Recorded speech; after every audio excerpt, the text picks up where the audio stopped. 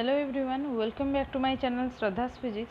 This video is based on statistical mechanics for the core 14. Today we will see the Rayleigh-Jeans law. Rayleigh and Jeans, they attempted to calculate the energy density of the blackbody radiation. The radiation filled in an enclosure in thermodynamic equilibrium are considered to be comprising of standing electromagnetic waves of all possible frequencies. So, the number of such standing waves in the frequency interval nu to nu plus d nu are computed to obtain the energy distribution law. So, we are dealing with the frequency, it lies between nu to nu plus d nu. This Rayleigh's formula for the distribution of energy in the normal spectrum, it is based on the principle of equipartition of energy for all possible mode of free vibration. So, here we are considering, that is in classical mechanics, that is or classical physics, we are dealing with the Rayleigh-Jeans law. Here he considered that the average energy of an oscillator, it is equal to kBT. Here kB is the Boltzmann constant and T is the absolute temperature. So Rayleigh and Jeans, they assumed that the blackbody radiator, it formed the stationary waves of various frequencies due to the reflection of the thermal radiations at the walls of the enclosure. This enclosure is a hollow sphere whose walls are perfectly reflecting in nature. Here we will consider a large cubical cavity. This is a large cubical cavity having its side A. Suppose its all side is A because it is a cube, and we consider that this A is very larger than the wavelength lambda. So, in this case the cubical cavity is filled with the radiations in thermal equilibrium. The purpose of the cavity is to generate the radiation and confine the radiation long enough for it to reach the equilibrium. So, the cavity has perfectly reflecting walls for the purpose, so that electromagnetic radiation travelling in all directions, it get reflected from the walls and form standing waves with nodes at the wall. Okay. So, the number of modes of vibration within this frequency range, it is equal to the 1/8 of the spherical cell with the radius 2a nu by c to 2a nu plus d nu by c, where a is the side of the cube within the sphere. So, the volume will be 1/8 of 4/3. This is your 4/3 pi r. As this is a spherical cell, we can consider as this is your 4/3 of pi r1 cube minus r2 cube. So, this will be 2a by c nu plus d nu whole cube minus this is your 2a nu by c whole cube. Now, this is your r plus dr and this is the r. Hence, this is the 1/8 into 4 pi r square dr. So, this can be written as this r is your 2a nu by c whole square into the derivative of this is 2a by c into d nu. So, this will be equal to 1/8 of 4 pi into this much. So, cancelling this, we will get the volume will be 4 pi nu square by c cube into d nu into a cube, where a cube is the volume of the cube. The number of modes of vibration per unit volume within this frequency range, this will be 4 pi nu square d nu divided by c cube. Per unit volume means we have to simply divide this by a cube.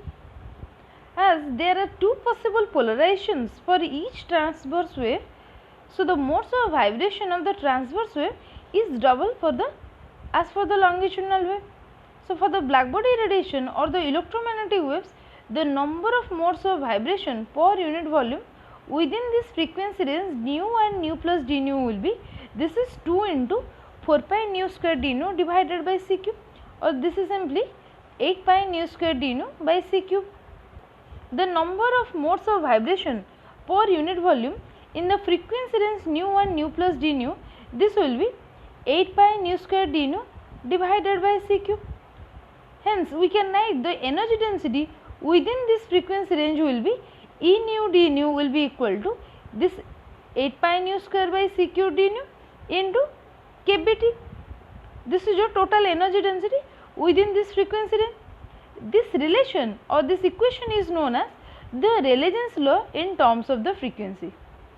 If we want to calculate this relation in terms of the wavelength, simply we have to put nu equal to c by lambda. So d nu will be minus c by lambda square into d lambda. Taking the magnitude part, we will get E lambda d lambda will be equal to, this will be 8 pi by c cube into, in place of nu we will have to put, this is c square by lambda square, this is nu square. So here c square by lambda square into, in place of d nu we have to put the magnitude, that is minus c by lambda square d lambda magnitude into kBt. Now this will be E lambda d lambda equal to 8 pi kt by lambda power 4 into d lambda. So here we have cancelled this c cube with your c cube, and this will finally becomes your lambda power 4. This is the equation for the Rayleigh's law in terms of the wavelength. So if we plot the graph between the frequency and the energy density, you can see this is the experimental curve and this is the Rayleigh's curve. So here you can see the Rayleigh's explains the experimental measurement of the energy distribution at the longer wavelength at high temperature, and it fails for the shorter wavelength region, or we can simply say that shorter wavelength means this is your at higher frequency, the Rayleigh's law fails. Okay. So it disagrees with the experimental result, which states that the energy density it tends to, here you can see that in the experimental curve it reaches at a maximum value, and that after the energy density goes on decreasing with the increasing in the frequency. But here you can see for the Rayleigh, the energy it goes to the infinity from this point. From this graph you can see this is the wavelength versus the energy density curve. So from this you can see we will discuss what is ultraviolet catastrophe. So the classical physics it could not predict the intensity of the radiation that emitted by the black body at a specific wavelength. Okay. So the Wien attempted to explain the overall form of the curve by considering that the radiation as the gas molecule. So the curve plotted by the Wien's distribution law, it fits very well for the short wavelength range, but for higher wavelength range it shows a difference. It indicates that a flaw in the theory that Wien could neither explain the failure of this relation nor supply a better one. So the theory developed by the Rayleigh and Jeans, they assumed that the radiation within this black body cavity to be consisting of a series of standing waves. This theory it could explain the energy distribution at large wavelength only, but failed at the shorter wavelength.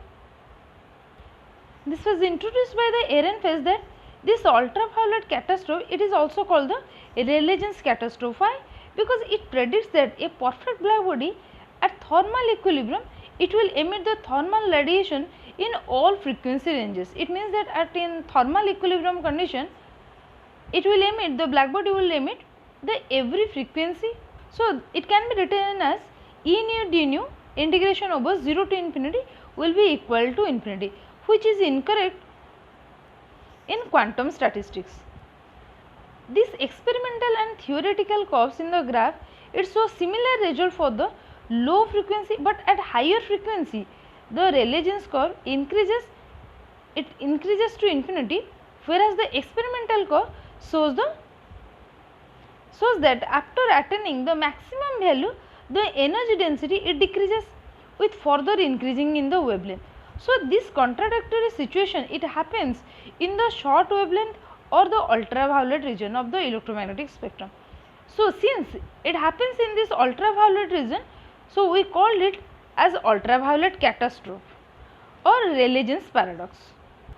So you can see that this region is basically the ultraviolet, this is your visible region. So you can see this region is visible region, you can see the Vibgyor, that is the color light red to blue. So this is your visible region, and up to the left hand side you can see this is your ultraviolet region, and on the right hand side this is your infrared region. So in this side, that is at the higher wavelength region, the Rayleigh-Jeans law, it is quite similar to the experimental curve, but at this point, from this point towards this left, it goes to the infinity, the energy density goes to the infinity for the shorter wavelength region or at high frequency range, or we can say that at this ultraviolet region the Rayleigh-Jeans law fails. This is known as the ultraviolet catastrophe. Now we will see the limitations of Rayleigh-Jeans law. This ultraviolet catastrophe, it violates the law of conservation of energy. It leads to the inadequacy of the classical physics. Rayleigh and Jeans law, it works only for the low frequency but diverges at high frequencies. Ultraviolet catastrophe says that an ideal black body at thermal equilibrium, it emits radiations with infinite power, which is not possible. So here you can see, if we will plot the curve between the frequency with the energy density, here this is the Rayleigh-Jeans curve and this is the experimental curve, and if we will plot the curve between, graph between lambda and your energy density, wavelength versus the energy density, here you can see this is your Rayleigh-Jeans curve and this is your experimental curve. So this is all about your Rayleigh-Jeans law and ultraviolet catastrophe. This is all for today. Thank you.